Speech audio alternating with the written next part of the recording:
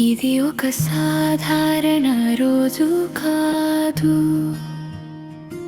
ప్రపంచ చరిత్రలో ప్రేమ తనను తాను త్యాగం చేసిన రోజు.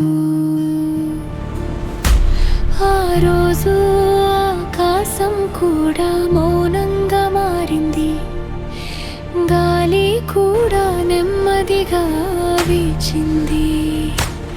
ఒక మనిషి కాదు, ఒక దేవుడు మనుషుల పాపాల కోసం సిలువను మోస్తున్నాడు. అతని ప్రతి అడుగు బాధతో నిండింది,